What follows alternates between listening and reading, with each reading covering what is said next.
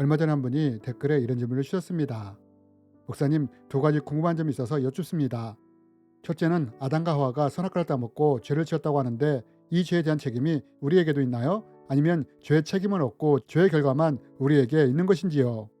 두 번째는 내가 태어나기도 전에 예수님이 저희들을 사하기 위해 십자가에서 죽었다고 하는데 이게 이해가 되지 않습니다. 어떻게 내가 태어나기도 전에 예수님이 내 죄를 사하실 수 있는지에 대해 답변해 주셨으면 좋겠습니다. 라며 질문을 주셨습니다. 이번 시간에는 이 두 가지 질문에 대해 함께 나누기 원합니다. 여러분, 하나님은 사람을 만드셨을 때 하나님의 형상을 닮게 만드셨습니다. 그리고 하나님은 사람을 에덴 동산에 두시고 영원히 함께하길 원하셨습니다. 하지만 우리가 잘 알다시피 여기서 문제가 생기게 됩니다. 어떤 문제가 생깁니까? 아담과 하와가 선악과를 따먹는 죄를 짓고 타락하지 않았습니까? 이로 인해 아담과 하와는 거룩한 에덴 동산에서 살 수 없게 되므로 이곳을 떠나야만 했습니다. 그렇다면 여러분, 아담과 하와가 이렇게 선악과를 따먹고 죄를 지었는데 이 죄의 책임이 우리에게도 있을까요? 없을까요? 명확하게 말하면 선악과를 따먹은 죄의 책임은 우리에게 없습니다. 왜냐하면 선악과를 따먹은 것은 우리가 아니라 아담과 하와였기 때문입니다. 성경도 이렇게 말하지 않습니까? 아들은 아버지의 죄악을 담당하지 아니할 것이요 아버지는 아들의 죄악을 담당하지 아니하리니 의인의 공의도 자신에게로 돌아가고 악인의 악도 자기에게로 돌아가리라. 여러분, 성경이 뭐라고 말을 합니까? 죄를 짓는다면 그 죄의 책임은 죄를 지은 사람에게 있다고 하지 않습니까? 아들은 아버지의 죄악에 대해 책임지지 않고 아버지는 아들의 죄악에 대해 책임지지 않는다고 하지 않습니까? 그러므로 선악과를 따먹은 것에 대한 책임은 아담과 하와에게 있는 것입니다. 우리에게는 없는 것입니다.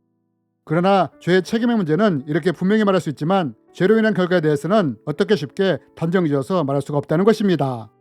왜냐하면 죄의 책임은 아담과 하와에게 있지만 이로 인해 죄의 영향력이 모든 사람에게 미치게 되었기 때문입니다.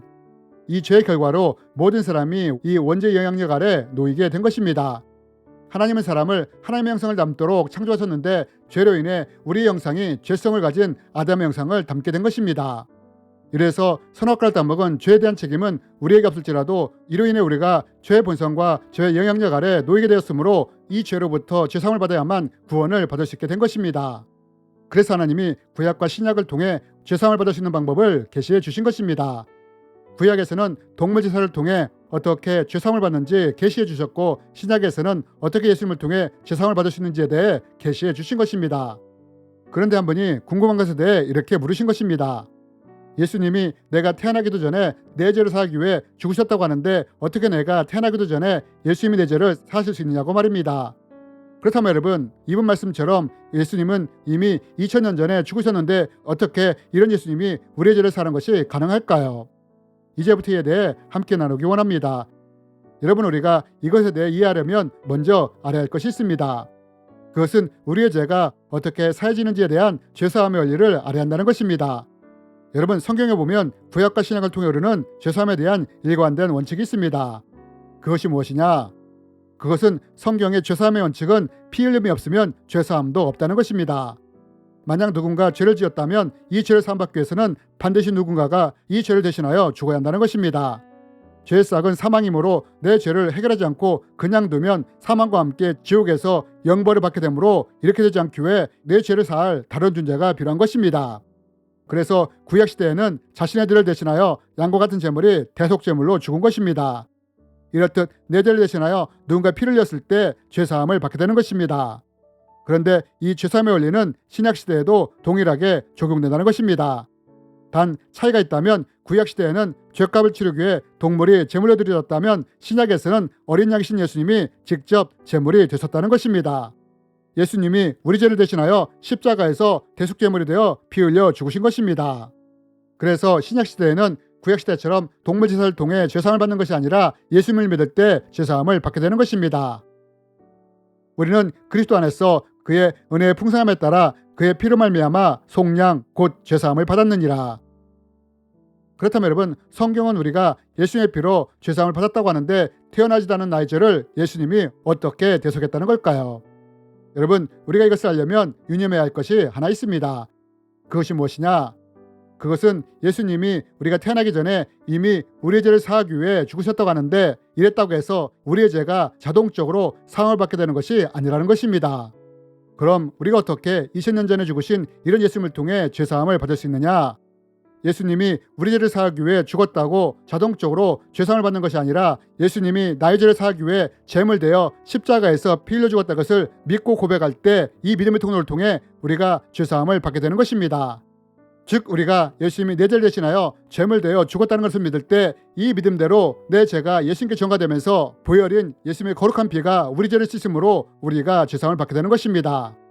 구약시대에는 양이나 소가 우리 죄를 대신하여 죽음으로 그 피가 우리 죄를 사했지만 신약에서는 예수님의 피가 우리의 죄를 사하는 것입니다. 우리는 이런 과정을 통해 죄사함을 받고 구원을 받게 되는 것입니다. 비록 예수님이 우리가 태어나기 전에 죽으셨지만 이미 예수님이 죄를 사하시는 영원한 속죄의 사역을 단번에 이루어 놓으셨으므로 예수님 시대에 믿던 지금 우리가 믿던 미래에 누군가 믿든 상관없이 예수님을 믿을 때 죄사함을 받고 구원을 받을 수 있게 되는 것입니다. 그리스도께서는 염소와 송아지의 피로 하지 아니하고 오직 자기의 피로 영원한 속죄를 이루사 단번에 성소에 들어가셨느니라. 여러분, 이것이 바로 우리를 향한 하나님의 구원의 원리입니다. 아담과 하와의 죄 때문에 우리는 하나님과 멀어질 수밖에 없었습니다.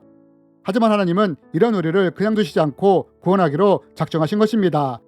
그래서 죄사함을 통한 구원을 우리에게 계시해 주신 것입니다. 구약시대에는 양과 같은 제물을 통해 죄사함을 받게 하셨다면 신약시대에는 예수님이 제물이 되어 십자가에서 피 흘려 죽으심으로 이것을 믿을 때 죄사함을 받도록 하신 것입니다. 여러분, 죄는 인간이 지었습니다.